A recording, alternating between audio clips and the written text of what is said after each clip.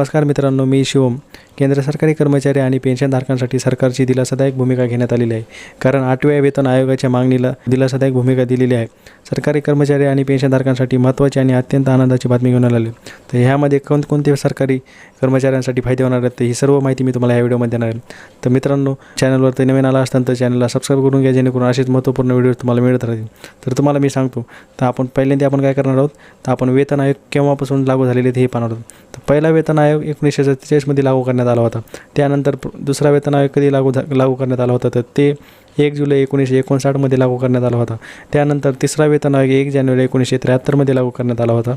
त्यानंतर चौथा वेतन आयोग 1 जानेवारी 1986 लागू करण्यात आला होता. त्यानंतर 5वा वेतन आयोग 1 जानेवारी 1996 लागू करण्यात आला होता.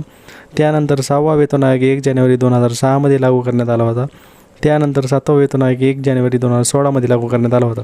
त्याच्यानंतर सध्या जे लागू करण्यात आलं आहे हे 8वा वेतन. तर 8वा वेतन 1 जानेवारी 2026 लागू करण्यात आलेलं आहे, हे तुम्हाला पण माहिती आहे. ह्यामध्ये काय फायदे होणार आहेत, तर ह्यानंतर आपण पाहणार आहोत. अखेर केंद्र सरकारी कर्मचारी आणि पेन्शनधारकांच्या 8वा वेतन लागू करण्याच्या मागणीला सरकारने 8व्या वेतन आयोगासंदर्भात निर्णय मंजूर केला आहे व याचा थेट फायदा काही केंद्र सरकारी कर्मचारी आणि निवृत्त कर्मचारी तसेच कुटुंबीय पेन्शनधारकांना होणार आहे. तर यामध्ये वेतनवाढीसोबतच पेन्शनमध्येही मोठी वाढ होणार आहे. तर लाखो सरकारी कर्मचारी आणि कुटुंबासाठी ही मोठी आनंदाची बातमी ठरत आहे. तर सरकारच्या या निर्णयामुळे जवळपास 46,322 कर्मचारी आणि 23,260 कुटुंबाच्या पेन्शनधारकांना फायदा होणार आहे पूर्ण राज्यामधील. तर सरकारच्या माहितीनुसार 8वा वेतन आयोग लागू झाल्याने काही कर्मचारी आणि त्यांच्या कुटुंबातील सेवानिवृत्त धारकांना मोठा फायदा होणार आहे. तर अर्थ मंत्रालयाने 23/1/2026 वार शुक्रवार रोजी याबाबत माहिती देताना असं सांगितलं आहे की आर्थिक क्षेत्रातील कर्मचारी व पेन्शनधारकांना सामाजिक सुरक्षा देण्यासाठी हा निर्णय घेण्यात आलेला आहे. तर 8वा वेतन आयोगासंदर्भात केंद्र सरकारने काही महत्त्वाच्या संस्थांमधील कर्मचाऱ्यांना वेतन पेन्शन वाढीस मंजुरी दिलेली आहे. तर तुम्हाला हे कोणत्या संस्था आहेत हे तुम्हाला माहिती का? तर ह्यामध्ये कोणकोणत्या संस्था आहेत तुम्हाला मी सांगणार आहे, ज्या संस्थांना मंजुरी दिलेली आहे. तर यामध्ये सार्वजनिक क्षेत्रातील जनरल इन्शुरन्स कंपनी, त्याच्यामध्ये कोणती 1 नंबरला PSGICS म्हणजे public sector general insurance company in India.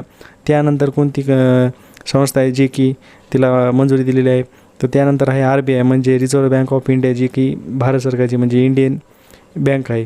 तर त्यानंतर आहे NABARD म्हणजे national bank for agriculture and rural development. यासारख्या सर्व संस्थांना मंजुरी दिलेली आहे, जे की त्यांच्या वेतन वाढीस दिलेली आहे. तर ह्यानंतर आपण या सार्वजनिक सर्व क्षेत्रातील विमा कंपन्यांमधील public sector general insurance companies या कर्मचाऱ्यांसाठी 1 ऑगस्ट 2022 पासून वेतन पुनर्रचना लागू करण्यात येणार असून एकूण वाढ 12.14% राहणार आहे. यामध्ये बेसिक पे आणि महागाई भत्त्यात 14% वाढ करण्यात आलेली आहे. तसेच national bank for agriculture and rural development कंपनीमधील A, B आणि C क्षेत्रातील कर्मचाऱ्यांसाठी 1 नोव्हेंबरपासून नवीन वेतन लागू होणार असून भत्त्यामध्ये 20% वाढ होणार आहे. तर ह्यानंतर 8व्या वेतन आयोगाला गेल्या वर्षी सरकारने मंजुरी दिली होती. मागील वेतन आयोग नवीन वेतन आयोगानुसार व त्यांच्या धोरणानुसार संपुष्टात आला आहे. नवीन वेतन लागू होण्यास अजून 2 वर्षे लागतील असं सांगितलं जात आहे. कालावधीत एरियर्स देण्यात येईल असे सांगण्यात आलेले आहे. तर या कालावधीत एरियर्स देण्यात येणार आहे असं बी सांगितलं जात आहे.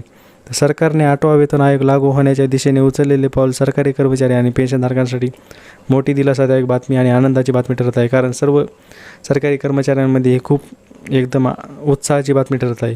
त्यानंतर सरकारने या सरकारच्या निर्णयामुळे पगारवाढ वाढलेली पेन्शन आणि एरियर्समुळे पुढच्या काळात सरकारी कर्मचाऱ्याची आर्थिक परिस्थिती अधिक मजबूत होईल असा विश्वास व्यक्त केला जात आहे सर्व सरकारी कर्मचाऱ्यांमध्ये.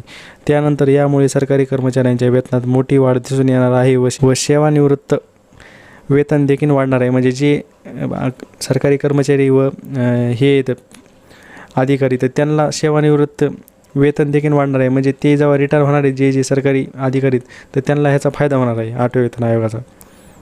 तर ह्यानंतर या केंद्र सरकारच्या 7व्या वेतन आयोगाच्या शिफारशीनुसार वाढ जाहीर केल्यानंतर राज्य सरकारनेही आपल्या कर्मचाऱ्यांच्या भत्त्यात वाढ करून त्यांना केंद्राच्या बरोबरीने लाभ दिला आहे. यामुळे कर्मचाऱ्यांना पदानुसार मासिक वेतन मोठी वाढ होण्याची शक्यता आहे. म्हणजे केंद्र सरकारच्या या 7व्या वेतन आयोगाच्या शिफारशीनुसार राज्यातील कर्मचाऱ्यांना केंद्राच्या बरोबरीने लाभ देण्यात येणार आहे व त्यांच्या वेतनामध्ये मोठी वाढ होण्याची शक्यता आहे.